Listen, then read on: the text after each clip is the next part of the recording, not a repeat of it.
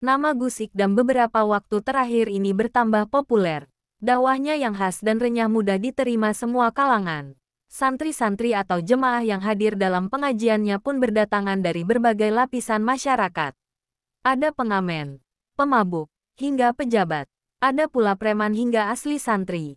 Pembawaannya ceria dan welcome terhadap siapa saja. Gus pemilik nama asli Muhammad Ikdam Khalid ini mampu merangkul semua kalangan. Beberapa istilah yang dilontarkannya juga viral. Misalnya, dekengane pusat, estenyel, garangan, wonge teko, dan lain sebagainya. Banyak yang tertarik dengan sosok Gus Ikdam yang tengah naik daun ini. Berikut ini adalah profil Gus Ikdam. Agus Muhammad Ikdam Khalid atau dikenal Gus Ikdam lahir di Blitar pada tanggal 27 September tahun 1993, adalah pendakwah muda Nahdlatul Ulama, pengasuh pondok pesantren Mambaul Hikam II di Desa Karanggayam, Kabupaten Blitar, Jawa Timur, dan pendiri Majelis Taklim Sabilu Taubah. Namanya dikenal karena ceramahnya yang milenial, lucu, kocak, dan mendapuk semua kalangan termasuk anak-anak pang. Gus Ikdam merupakan pendiri Majelis Taklim Sabilu Taubah pada 2018 yang awalnya hanya memiliki 7 jemaah dan kini memiliki lebih dari 66.000 jemaah dari pelosok Nusantara. Sebagai seorang mubalik muda yang berasal dari Blitar, Gus Ikdam memiliki keunikan dalam berdakwah. Video-video ceramahnya telah menyebar luas di berbagai platform seperti TikTok dan YouTube Shorts, sehingga masyarakat dari berbagai lapisan mudah mengenali dan mencintainya. Gus Ikdam memiliki nama asli Muhammad Ikdam.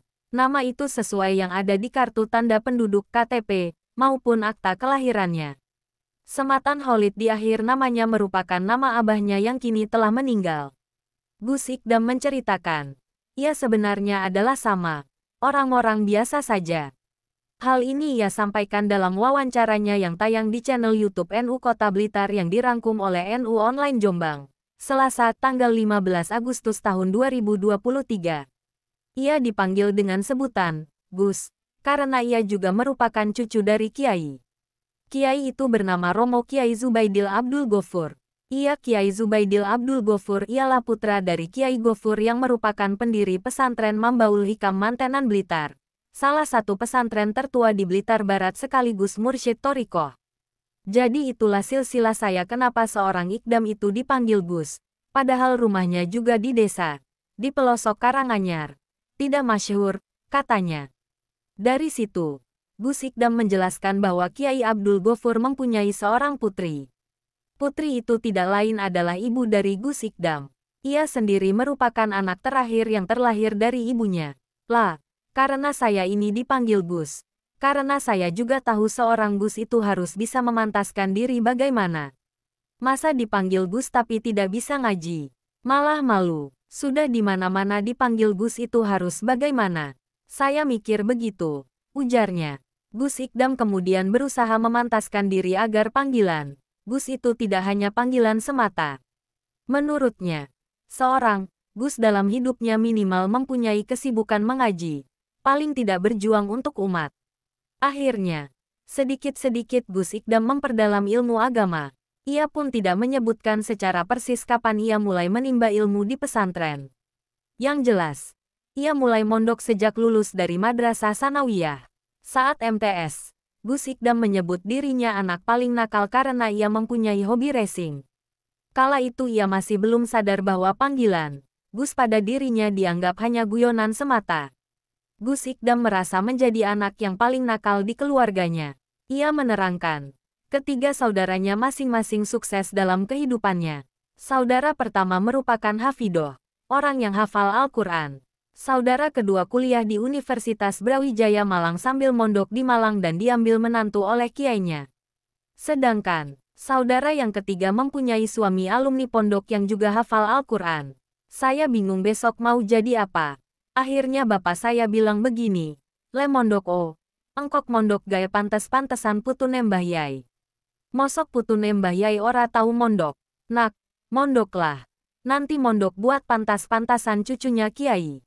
Masa cucunya Kiai tidak pernah mondok? Jelas Gus Ikdam. Pada awalnya, Gus Ikdam tidak mau mondok karena hobinya cinta dengan motor. Namun setelah dibujuk oleh abahnya, Gus Ikdam pun mondok tidak lama. Hanya pantas-pantasan saja. Tidak diniati mencari ilmu. Akhirnya ya sudah. Saya setelah mondok harus dituruti apa saja. Setelah saya mengetahui abah saya memondokkan akhirnya saya kagum. Saya kira abah saya ya seperti kiai kampung biasa. Saya tidak menyangka abah mempunyai trik untuk memondokkan anaknya. Akhirnya saya mondok tenanan. Pertama di Queen Al-Falah Ploso Kediri. Ini muasisnya Kiai Munif Zajuli, pungkasnya. Gus Ikdam merupakan anak terakhir dari 4 bersaudara pasangan Kiai Haji Khalid dan Haj Nilamatul Walidah. Awalnya, Gus Ikdam belajar mengaji di Pondok Pesantren Al-Falah Ploso, Kediri di bawah asuhan Muhammad Abdurrahman Kausar atau Gus Kausar. Masa kecil Gus Ikdam dihabiskan untuk belajar agama Islam. Waktu kecil, ia belajar agama Islam dengan pamannya sendiri, Kiai Haji Deliyaudin Azamzami. Setelah itu, ia melanjutkan pendidikan ke Pondok Pesantren Al-Falah Ploso, Kediri, Jawa Timur. Ibu Gus Ikdam juga merupakan anak salah satu kiai yang harismatik, Kiai Haji Zubaidi Abdul Qofur. Beliau ini mursyid thariqah di Jawa Timur. Gus Ikdam pada tahun 2021 menikah dengan Aning Nilatin Nihayah, putri Al-Makfurlah Kiai Haji Toha Widodo Zaini Munawir dari Pondok Pesantren Lirboyo. Setelah membentuk keluarga, Gus Ikdam dan istrinya, Ning Nila, diberkahi dengan seorang anak laki-laki yang diberi nama Gus Novel. Gaya dan metode dakwah Gus Ikdam. Gus Ikdam setelah mendirikan Majelis Taklim Sabilu Taubah pada Desember tahun 2018, ia memulai rutinitas dakwahnya dengan jamaah kisaran 7 orang. Namun, selang berapa tahun Majelis Taklim tersebut sudah banyak dikenal dan viral di kalangan milenial, hingga sampai mencapai ribuan jamaah. Gus Ikdam sengaja memberikan nama Majelis Taklim tersebut dengan nama Sabilu Taubah yang artinya Jalan Taubat. Sebab jemaah di dalamnya tidak hanya berfokus pada santri, orang berpengetahuan atau bahkan orang sudah tidak asing terhadap ilmu agama. Di antara jemaahnya, banyak dari kalangan jemaah tersebut adalah orang-orang luar yang bahkan sama sekali tidak paham ilmu agama. Gus Ikdam menghadirkan majelisnya sebagai tempat mengaji bagi orang-orang yang berideologi jalanan, marginal, dan kerap berurusan dengan dunia kriminal. Dengan ciri khas dakwahnya yang lemah lembut, sopan dan lucu, Gus Ikdam mencoba untuk mengajak mereka agar mau mengaji bersama-sama. Ia mengibaratkan ngaji sebagai bensin yang sangat dibutuhkan mobil atau motor untuk menggerakkannya. Sebab bagaimana mobil bisa bergerak jika tidak ada bensin? Sebagaimana raga apakah bisa bergerak menjadi baik jika tidak mengaji? Ia menjelaskan bahwa ngaji menjadi salah satu cara untuk mengatur jiwa, mengolah pikiran dan ruhani.